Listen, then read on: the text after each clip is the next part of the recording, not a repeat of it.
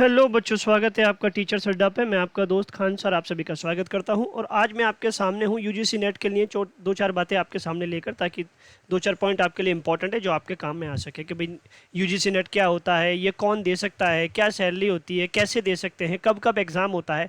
तो इन सारे सवालों का जवाब लेकर मैं आपके सामने आया हूँ और उम्मीद है आपके सभी सवालों का जवाब मिलेगा। तो सबसे पहला सवाल है दोस्तों कि नेशनल एलिजिबिलिटी टेस्ट नेट है क्या। तो आप जानते हैं कि जो हमारा इसको नेट नाम से जाना जाता है, national eligibility test, also known as UGC NET. इसको यूजीसी नेट के नाम से जानते हैं। और एनटीए यूजीसी नेट, एनटीए इसलिए कहते हैं क्योंकि एनटीए वो एजेंसी है जो इस एग्जाम को कराती है।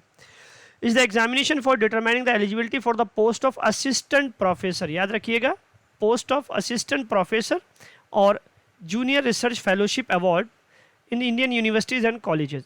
यानी कि कहानी ये है दोस्तों, अगर आपको यूनिवर्सिटीज़ और कॉलेजेस में एज ए प्रोफेसर सर्व करना है या असिस्टेंट प्रोफेसर या उसमें अपनी जॉब का सपना पूरा करना है, तो आपको यूजीसी नेट एक बहुत बढ़िया एंट्री है आपकी।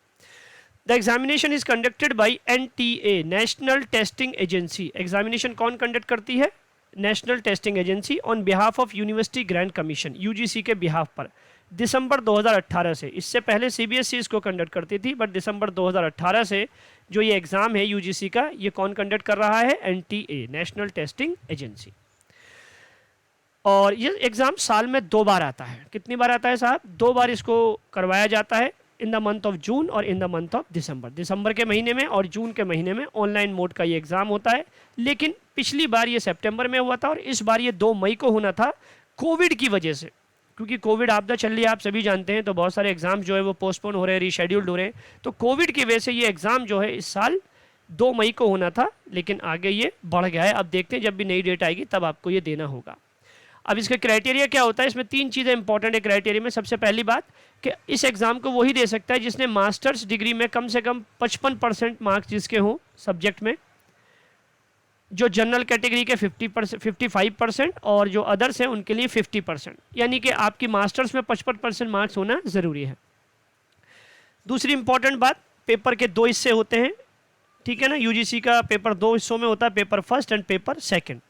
आपको दोनों पेपर करने होते हैं और 150 क्वेश्चन इसमें पूछे जाते हैं और टाइम मिलता है आपको 3 घंटे का।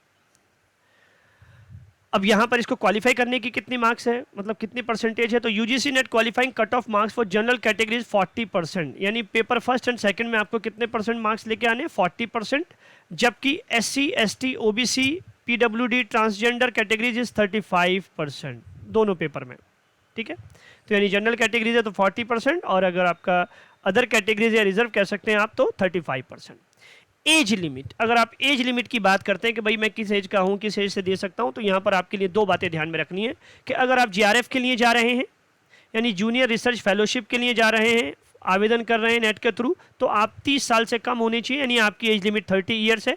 और अगर आप असिस्टेंट प्रोफेसर के लिए जा रहे हैं यूजीसी के थ्रू, तो नो एज लिमिट, यहाँ पे कोई एज लिमिट क्राइटेरिया यहाँ पर नहीं है। हाँ, जीआरएफ के लिए 30 ईयर से कम, यानी 30 ईयर मैक्सिमम, और असिस्टेंट प्रोफेसर के लिए नो एज लिमिट। अब सबसे इंपॉर्टेंट चीज़, सर क्या मेरी सैलरी बढ़ेगी, मुझे क्या फ़ायदा होगा अगर मैं यूजीसी नेट क्वालिफाई कर लेता हूँ? तो बिल्कुल यहाँ पर आपको बहुत ज़्यादा फ़ायदा मिलता है यूजीसी नेट पास होने का। सबसे पहली बात, अगर आप यूजीसी नेट क्वालिफाइड कैंडिडेट हैं तो आपको अगर असिस्टेंट प्रोफेसर की जॉब ऑफर होती है या लगते हैं तो 45,000 पर मंथ।